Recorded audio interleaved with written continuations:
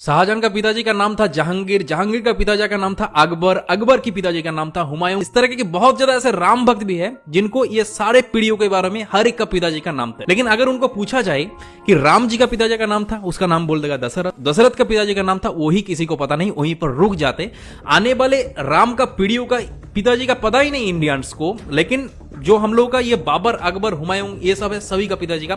एक के बाद एक पूरा एकदम 7 पीढ़ियों तक नाम एक के बाद एक बोल देगा। तो दरअसल आज की इस वीडियो के अंदर आप लोगों को राम जी का पूरा पीढ़ियों के बारे में कि कहां से राम जी आए थे, वीडियो को इतने ज्यादा लोगों के साथ शेयर करो ताकि हर एक इंडियंस को ये राम जी का पूरा पीढ़ियों के बारे में पूरा पता चले। तो प्रभु श्री राम जी का पिताजी का नाम था दशरथ, दशरथ के पिताजी का नाम था अज, अज के पिता का नाम था नाभाग, नाभाग के पिता का नाम था ययाति, ययाति के पिता का नाम था नहुष, नहुष के पिता का नाम था अम्बरीशी, अम्बरीशी पिता का नाम था प्रशुशु, प्रशुशु के पिता का नाम था मरु, मरु के पिता का नाम था सिग्रग, सिग्रग के पिता का नाम था अग्निवर्ण, अग्निवर्ण के पिता का नाम था सुदर्शन, सुदर्शन के पिता का नाम था संखन, संखन के पिता का नाम था प्रबद, प्रबद के पिता का नाम था अंजुमन, अंजुमन के पिता का नाम था दिलीप, दिलीप के पिता का नाम था भागीरथ। और ये वही भागीरथ है जो गंगा को पृथ्वी पर ले आई, जिसको आप लोग भागीरथ के नाम से भी जाना जाता है। राजा भागीरथ के पिता का नाम था कुकुस्त, कुकुस्त के पिता का नाम था रघु। और ये रघु वही राजा है जिनके नाम पर ये रघुकुल पड़ा है। ये बहुत ही पराक्रमी और तेजस्वी राजा थे। आज भी कहा जाता है कि रघुकुल रीत सदा चली, प्राण जाई पर बचन न जाए। तो राजा रघु के पिता का नाम था राजा असमंज, राजा असमंज के पिता का नाम था राजा सगर, राजा सगर के पिता का नाम था राजा